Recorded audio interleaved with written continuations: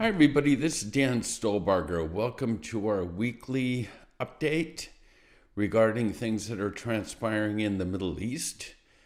Just a reminder to grab the PDF PowerPoint that accompanies this presentation. It is the week of May 16th, and we'll look back over this week in terms of what's taken place.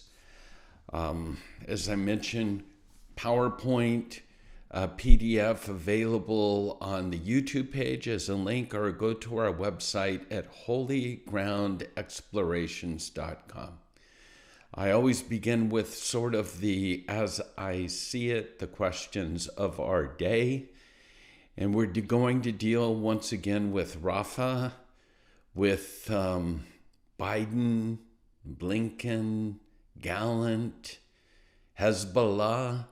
By the way, just a note, it's the morning here, and I've already just read that there's been over 200 rockets and drones just since this morning that's been launched from Hezbollah into the north, into the upper Galilee area.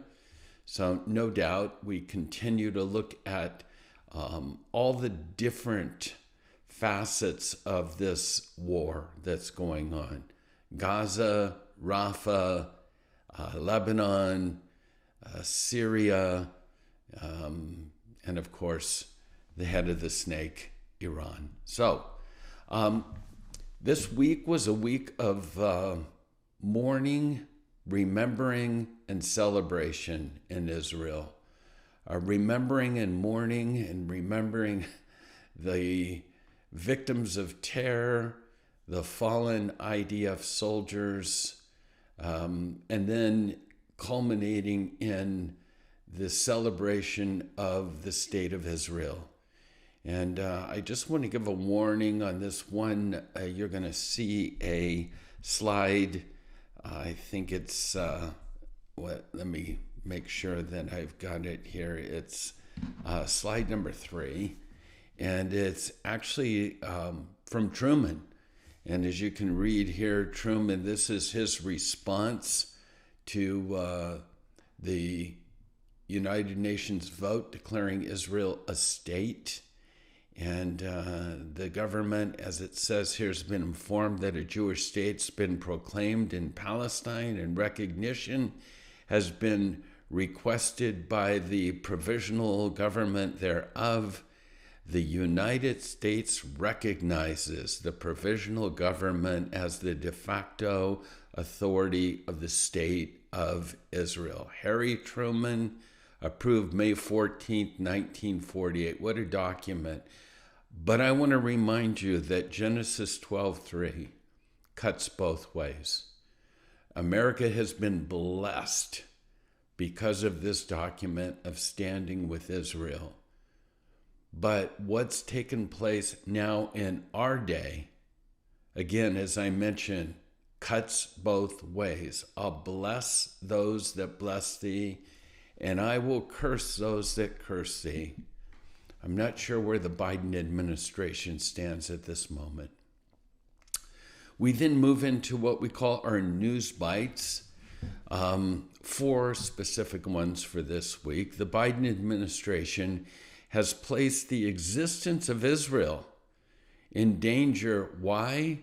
In order to protect Biden from the dangerous voters of Michigan. He is definitely a massive supporter of a 2-state solution. Those 2 states, Michigan and Minnesota. Next up, the Biden administration does not appear to have even given the slightest warnings or ultimatums to the true authors of this war, Hamas, Iran, Qatar. And have you noticed the silence regarding the American hostages? I think there are 5.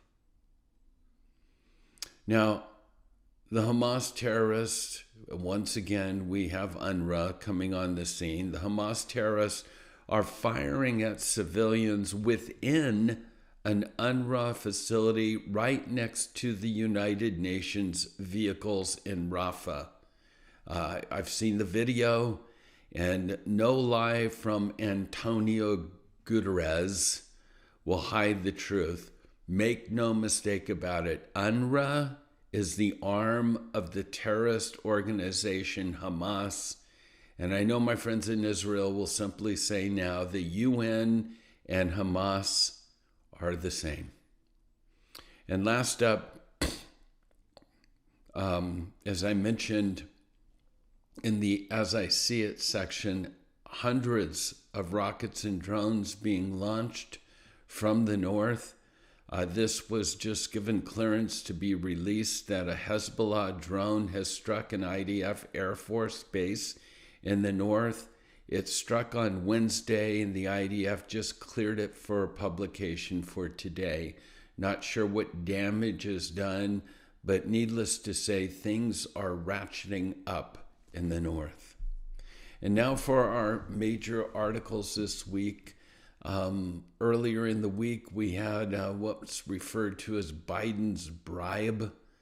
The U.S. seems to be offering enticements to Israel that includes, quote, sensitive information to deter it. And we'll put it this way. Israel will receive sensitive information from their dear friends, the Biden administration, which will give them insight to where the Hamas leaders are in terror tunnels, etc. All they have to do is to postpone or detour a major operation in Rafah. Friends, don't let friends go about blindly when it comes to this sort of sensitive information. And then we have Blinken coming on the scene and just blatantly saying to Israel, victory is not possible for you. He had advised Israel not to carry out its planned ground operation in Rafah. He suggests that the IDF instead plans its exit strategy and simply be satisfying with demilitarizing Hamas. He has dismissed Netanyahu's goal of eradicating the Hamas terror organization, and he said, you know what, truly, that is unachievable. The best you'll do is to remove the weapon sources for Hamas. And he's suggesting, under the surface, behind the scenes, that Gaza, even after the war, will still have Hamas in control. And then the question's asked, what does the Biden administration really want? And three things. They want, number one, get rid of Bibi. They want Bibi out. Reportedly, then to be replaced by someone, a puppet, who will actually do what the U.S. tells them to do, because obviously Bibi's not doing that. And then the reality is they want a second state, a two-state, a terrorist Palestinian state, and they want to preserve Iran and Qatar as sort of clients. And this ensures the future existence of Hamas. Now, demonstrations against Israel in support of the Hamas group, you know, it seems so weird, so arbitrary, right? The well-planned, well-funded professional demonstrations, they're not organic. They come complete with instant Palestinian flags and later identical North Face tents. And it's just rapidly metastasized throughout all of North America and Europe. Just by chance? No way. And then the reality is that what truly is happening is Rafah is happening now. This week, when the U.S. said it's impossible to move the population. Over 500,000 civilians in Rafah have moved out to different humanitarian areas. Truly, Israel should fully deploy their forces 100% into Rafah this week. The city is semi-empty. There's almost no refugees there whatsoever. Israeli tanks have entered the neighborhoods, and the last remaining battalions of Hamas are being destroyed as I'm speaking right now. And what's going to happen? And this is the problem that Egypt's having right now with what's going on, because next will be the uncovering of Hamas's monstrous underground tunnel system. And again, I think that's what concerns Egypt more than anything else. And then we have Biden's threat to veto any bill that would come across his desk regarding transferring military aid to Israel. As we know, he has withheld supplies, what's needed. He's put it on hold. He's frozen those transfers.